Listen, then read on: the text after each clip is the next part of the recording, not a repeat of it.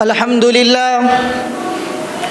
لله رب العالمين والعاقبة للمتقين أما بعد فأعوذ بالله من الشيطان الرجيم بسم الله الرحمن الرحيم قل جاء الحق وزهق الباطل إن الباطل كان زهوقا صدق اللہ العظیم۔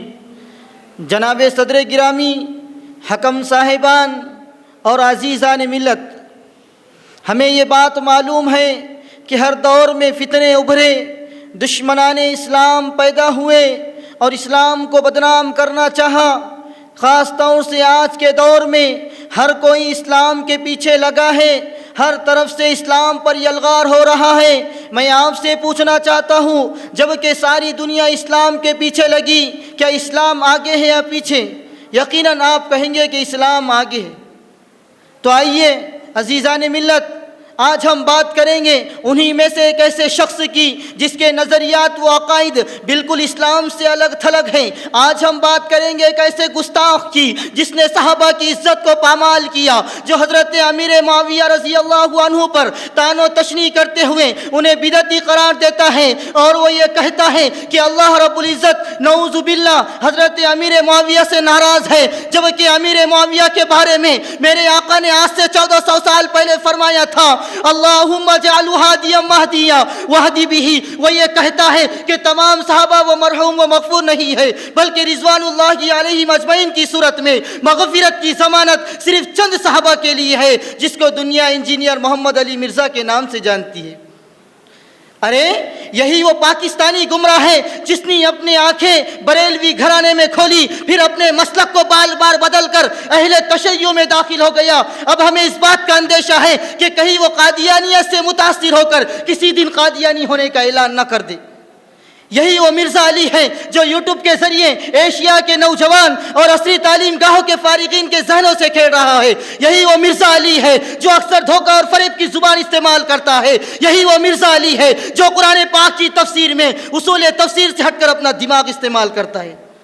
عزیزان ملت، اسی کی نسل سے ایک اور ہے، خاص طور سے ہمارے زمانے میں فتنہ انکار حدیث کی آبیاری کرنے والوں میں ایک بڑا نام جاوید احمد غامدی کا آتا ہے۔ غامدی دور حاضر کے عظیم فتنوں میں ایک فتنہ ہے، خصوصی طور پر ہماری نوجوان نسل، تعلیم یافتہ طبقہ، اردو دان طبقہ کافی حد تک اس فتنے کی لپیٹ میں آ چکا۔ جاوید غامد احمدی نہ صرف منکرین حدیث ہے بلکہ اسلام کے متوازی ایک الگ مذہب کا علمبردار ہے۔ غامدی کے منکر حدیث ہونے کی کئی وجوہات ہیں۔ وہ یہ کہتا ہے کہ حضرت عیسیٰ علیہ السلام وفات پا چکے۔ وہ یہ کہتا ہے کہ داڑھی دین کا حصہ نہیں۔ وہ یہ کہتا ہے کہ نبی کے زمانے کے ساتھ مرتد کی سزا خاص تھی، اب منسوخ ہو چکی۔ وہ یہ کہتا ہے کہ مسجد اقصی پر مسلمانوں کا حق نہیں بلکہ مسجد اقصی پر یہودیوں کا حق ہے۔ وہ یہ کہتا ہے کہ نہ داڑھی رکھنا اسلام کا شعار نہیں۔ وہ یہ کہتا ہے کہ قرآن پاک کی صرف ایک قرات ہے، باقی قرات عجم کا فتنہ ہے۔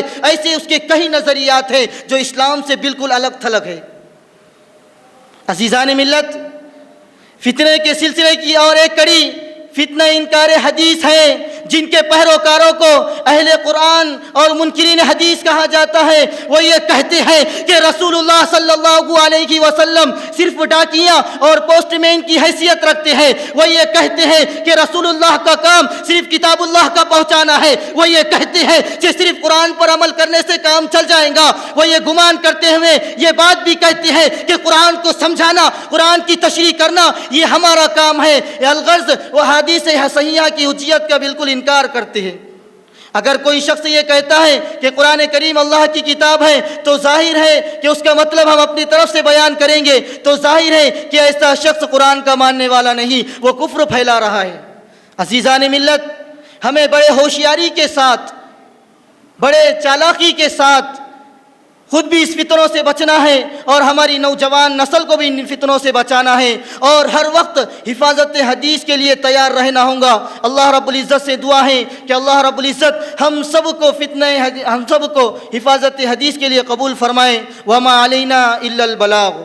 جمال الوجود بذكر الإله وتصفو الحياة بنور هداه جمال الوجود بذكر الإله وتصفو الحياة